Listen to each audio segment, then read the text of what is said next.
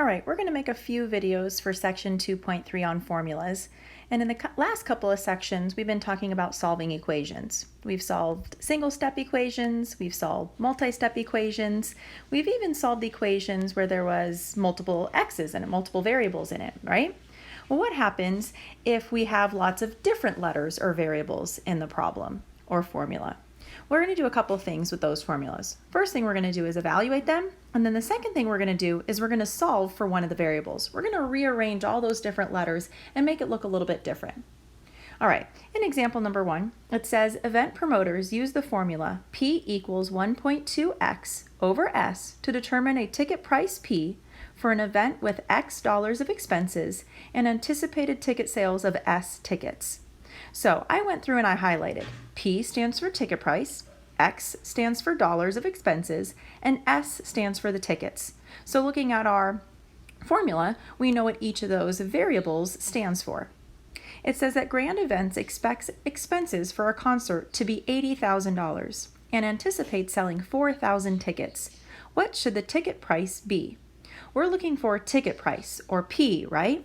And so I can label my variables so I know what we have and what we're trying to find. It also says that we anticipate that the expenses are going to be $80,000. I know that they called X the dollars of expenses. So $80,000 is also equal to X. And then they think that they're going to sell 4,000 tickets. Well, in the problem, they use S as tickets. So I know that S is equal to 4,000. So I can go ahead and use the formula that they've provided me, and I can substitute in 80,000 for X, 4,000 for S, and hopefully figure out what P is, the ticket price.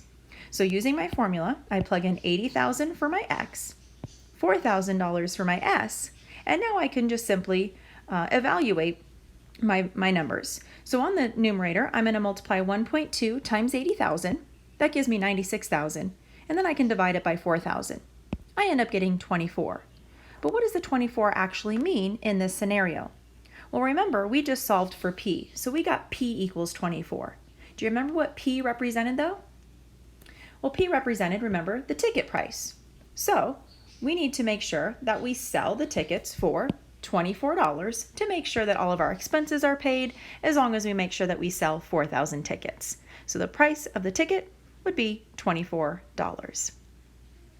All right, so we can substitute or evaluate formulas.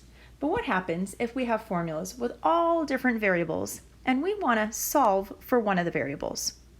Let me show you an example. In example number 2, we are given C equals 2 pi r. Does that look familiar? Yeah, that's the circumference of a circle formula.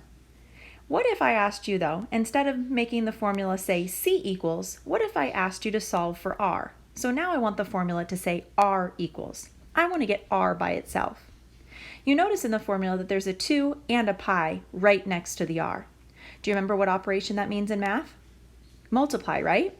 And so right now the 2 and the r and the pi are being multiplied by the r. Just like we were doing when we were solving equations with numbers, we want to do the opposite to get rid of my terms. So if I want to get rid of the 2 pi that's being multiplied by r, I can simply divide both sides by 2 pi. The 2's and the pi's will both reduce to 1, and so on that side I'm left with an r equals, which is what I was trying to do, is get the r by itself, right? So I have a 1r, or r equals c over 2 pi. Now a c and a pi can't go together. An r and a pi can't go together. Those are not like terms, so I would just go ahead and leave it like that. But I've solved it for r. So maybe I can use this equation now if I know the circumference and I want to figure out the radius and maybe work it backwards. Let's do another one. B says solve for t. I have r equals d over t, so that's rate equals distance over time. But maybe I want to solve it for t. I want to figure out what t equals. And so what I've done is I've highlighted my variable, and I know that I want to get t by itself. The problem is on this one, my t is in a denominator, and I really need to get that t up into a numerator so I can get it to say t equals, not 1 over t equals, right? So the first thing we've got to do is get that t off of the denominator. You notice that the t right now is dividing. So in order to get rid of the t or get it up into the numerator, I'm going to do the opposite. So I'm going to multiply both sides by t. Remember, as long as you do it to both sides, your equation should still be balanced. If you notice on the right side, the t's divide each other into 1, and so on that side, I'm left with a d. On the other side, I have a t times an r. You can't really do much with that because they're not like terms, so you would just leave it t times r.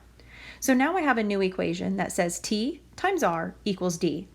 And remember, we want to solve for t. We want to get the t by itself. But you notice this equation looks much nicer than the first equation because now at least the t is not in a denominator anymore. It's not part of a fraction. All right, if I'm trying to get t by itself, I need to get rid of that r, right? And you notice the r is being multiplied by the t. So in order to get rid of it, we're going to divide both sides by r. R divided by r is 1, so those reduce, and so I just have a t left on the left side. Over on the right side, I have d over r. Can't really put them together because they're not like terms, they're different variables, but at least I've solved for t. So now I have a new equation that says t equals d over r. All right, let's do a couple more. Look at c. C gives us an equation, 3x minus 4y equals 10, and they want us to solve for y. They want it to say y equals. That means we need to get rid of a few things. It looks like we've got a 4 that we need to get rid of and a 3x that we need to get rid of. And just like we solved equations before, which one's farthest away from the y? If you're stranger danger, which one's easiest to steal, right? It looks like the 3x is farthest away from the y. It's a positive 3x right now. So in order to get rid of the whole term, the whole chunk, remember the 3 and the x are next to each other. I don't want to split them up. I want to just move the whole thing over. I'm going to subtract 3x from both sides. 3x minus 3x is 0. And then I should just have a negative 4y left on the left side. Now be careful, on the right side, I have a negative 3x and a positive 10. Those are not like terms. Remember, they have to have the same stuff, the same variable, in order to be able to combine it. So I can't say that that's a 7x. I just have to simply write it as a negative 3x plus 10, or a 10 minus 3x, either way. Now, I still am trying to get y by itself, and there's still a negative 4 that's right next to it. Remember, when it's right next to it, it means multiply. So in order to get rid of the negative 4, we've got to divide. Now we've got to be careful on this one. We have to make sure that we divide every single piece so that my equation's balanced. That means I want to divide the first term by negative 4, so negative 4 divided by negative 4 is 1. I want to divide the negative 3x by negative 4, and I want to divide the 10 by negative 4. I want to make sure that I divide everything so I stay balanced, not just the outside terms, but every single piece in the equation so that my equation's still true. All right, negative 4 divided by 4 is 1y. These two negatives here make a positive 3/4 x. And then I have a positive 10 over a negative 4, and that can reduce to a negative 5/2, or a plus negative 5/2. Either way is the same thing, right? Remember, the negative can go in the numerator or the denominator, and it would mean the same thing. Now I have an equation that says y equals 3/4 x minus 5/2. I've just solved for y. This one's actually a really important one. We're going to be doing this a lot in the next chapter when we start to talk about lines and graphing lines.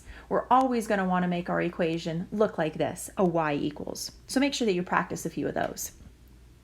All right, look at D. D says solve for w. Well, I've highlighted my w. I only see one of them. Oh man, I see lots of other letters in there too. But eventually, we want to get that w all by itself. The other thing I notice is I've got some parentheses. Remember, as soon as we see those parentheses, it might be easiest to get rid of those parentheses by distributing the 6 through. That's just one idea. That's what I did. So I have a k equals 917 plus 6w plus 6h minus 6a. Again, there's a couple different ways you can do it, but this is just one way. This is what I noticed. All right, I still have the 1w that I want to get by itself. If you notice, we have a 917, we have a 6h, we have a 6a, and we have a 6 that's right next to the w. What do we want to get rid of first? Well, let's start off by getting rid of the negative 6a, by adding 6a to both sides. Let's also get rid of the 6h, positive 6h, by subtracting 6h to both sides.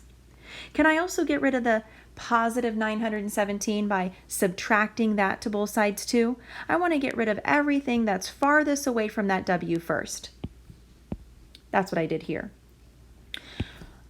Negative 6a and positive 6a cancel each other out.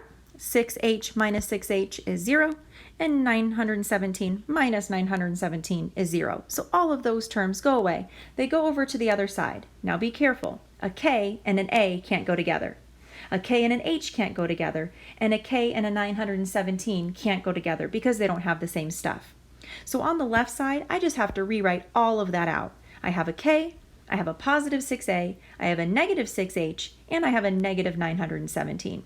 In any order really is okay, as long as you make sure your signs are correct, positive and negative. Now what's going on the right side? Well, on the right side, I still have left the 6 and the w, right? I got rid of everything else, but I still have this positive 6w.